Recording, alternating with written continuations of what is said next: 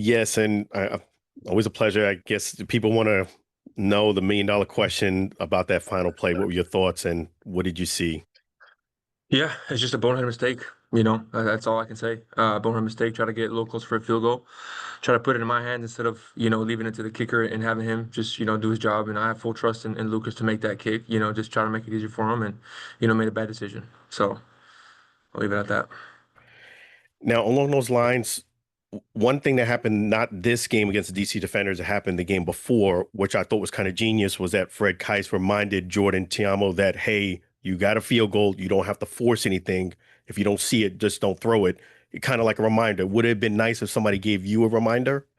Yeah, no, it's 100% on me. I'm a vet. I don't need a reminder or whatnot. I mean, it was kind of evident that we should have spiked it, right? And, I chose to do that play. And, again, just a mistake, detrimental mistake. And no one's beating myself up for it than me, So I'm definitely, definitely devastated, by that decision. But it is what it is. And you got to just move forward. And finally, along those lines, did you say anything to the team afterwards? Yeah, for sure. Yeah, I spoke to him and just told him, hey, guys, that's 100% on me. I'm sorry that I put you guys in that situation. Nothing that, happened during the game mattered anymore to that point. So it didn't really matter my performance or anybody's performance. It just mattered that one play. So yeah, I definitely addressed the team right as soon as that happened. I addressed the team and everybody was super supportive because they know how hard I work and put in the time to be as prepared as possible. And it just sucks that one play, can define a whole game. So it's just unfortunate that way. And you got a matchup against the Memphis. What are your thoughts about them as a team competing against them? Yeah, they're a good football team. The record doesn't show that, but they are a good football team. They're coached well. Their back end's really good. They got a lot of, NFL experience corners up front. They're good as well. So yeah, no, they're a good bunch. We got to come and bring our best and be ready to go. And finally, because I know there's only two games left, just in case things happen, I want to get a chance to ask you, what are your thoughts about football past this season? Yeah, I'm not really thinking about that right now, to be honest. I haven't really put much thought into it. I'm just trying to, take it game by game and, be the best that I can be this week, and then we'll see what happens the next week. Just kind of take it week by week. I appreciate you. Always a pleasure. Thank you. Yeah. Hey, Luis, appreciate you taking the time with us today. DC and Arlington, long history of high scoring games. It feels like over the last few years, it's always at least 25, 30 points scored on each side. Can you kind of speak a little bit on, just how intense, how much offensive success, not that you've just seen, but also DC on their end, just with the continuity they have with those quarterbacks? Yeah, anytime, again, Arlington plays DC, like you said, it's always been a good game. For whatever reason, it just has been that way, Kind of, I guess it started since our championship game. We really actually started before that, really, but after the championship game, it really kind of escalated.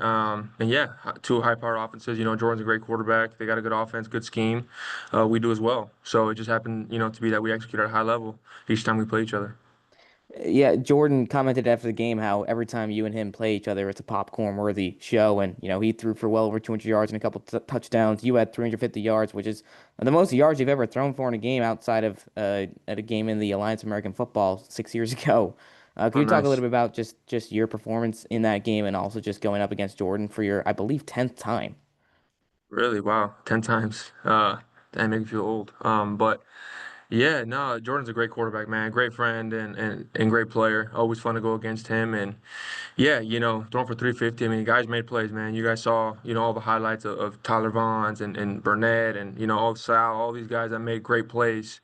I just put the ball in their hands and they do the rest, to be honest. Coach did a great job calling plays. And again, I just executed them. So it was a good turnout. And then finally, looking ahead to Memphis, Showboats defense, one of the stronger units in this league. They have some really aggressive cornerbacks. What do you kind of see out of that defense heading into this game? Yeah, really good corners. 13 and 14 are really good corners. Safeties are good as well. Yeah, no, it's going to be a good match. Like I said earlier, their record doesn't really show kind of how good they are. They're a good football team. So yeah, it's going to be a good matchup. We're excited and yeah, we're ready to put on a show, hopefully. And, final question for me. Holton Allers was able to score his first professional touchdown this past week. Obviously, he's been on the team the last couple years. Just from your perspective as the veteran, the guy that's obviously, helped coach him up a lot and given him insight. How did that feel for you from that end, seeing him score? Oh, I was really excited. I was really excited for him. Right after he scored, I mean, I'm sure it's all over TV copy. I ran to him, followed him, we headbutted, and it was a good time. So I was excited for him, and at the time I didn't really realize it was his first career touchdown as a pro. So that was cool. And then he got to keep the ball as well. So no, that was a good deal. I'm happy for him. Thanks, Luis. Yep. Hello, Luis. Hello, everybody. Hey, Like Oscar. always, no, in Spanish for all the audience here in Mexico. Luis, esta pregunta siempre la hacemos, ¿no? Pero en este momento me imagino que puede cobrar un poco más de relevancia. ¿Cómo estás? ¿Cómo te encuentras? Sí, ahorita ando mejor que andaba hace 2 días. Eso es por seguro. Pero sí, o sea, fue un momento, un error en un momento muy clave y pues ya pasó y hay que mover adelante. Y de eso se trata el fútbol americano, ¿no? Y más en la posición que tú juegas, que es el quarterback, tomar decisiones. Te comparto, al momento de estar viendo el partido, cuando vi que hacías la seña, en mi mente cruzó una jugada más, puede tirar el balón para darle yardas. ¿Cómo explicarle a la gente que de eso se trata, ¿no? La vida misma, tomar decisiones. Sí, son decisiones que tomas en 2, 3 segundos que a veces no estás pensando bien o lo que sea y cosas así pasan. Un error clave y esto fue lo que pasó. Escuchaba que lo decías, ¿no? En inglés es decepcionante, tus compañeros están contigo, esta es una labor en equipo. Hoy que no se tiene la posibilidad de llegar a los playoffs, ¿cuál es el mindset para las próximas semanas? Jugar lo mejor que se pueda, mejorar y mejorar como un grupo y ganar los últimos 2 juegos.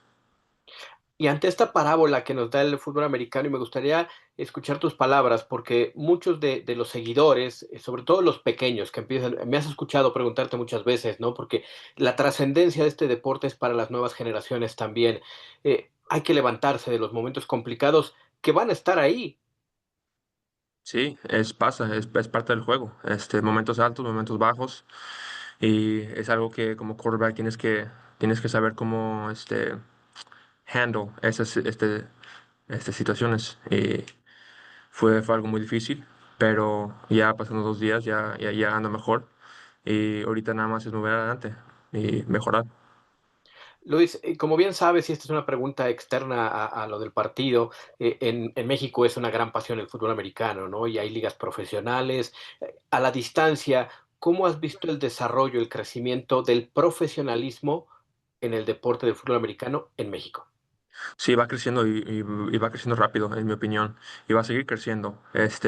Lo más que podemos ir allá a dar clínicas o lo que sea para ayudar a mejorar el juego allá, hay que hacerlo, porque este juego tiene que estar más en international y poder ir allá y en muchos países pues para poder expandir el fútbol americano. Hoy que se habla de que los profesionales pueden ir a los Juegos Olímpicos, ¿enciendes esa luz también? Ojalá, vamos a ver. Creo que es 2028, ¿no? Ajá, en Los Sí, Ángeles. ajá, pues a ver qué pasa. Sea como coach, como jugador, pero es una posibilidad. Sí, claro, siempre una posibilidad. Perfecto, Luis. En verdad, muchísimas gracias y a seguir adelante. Eres un tipo con mucho carácter, al cual en lo personal admiro y hay que seguir, ¿no? Sí, gracias, Curt. Buen día. Thanks, Gil. Sí. Thank you so much. Appreciate you. Thank you. Bye. Take care now. Bye bye. Bye-bye Have now. a great day. See you, Alan. All right, take care. Always a pleasure. Take care now.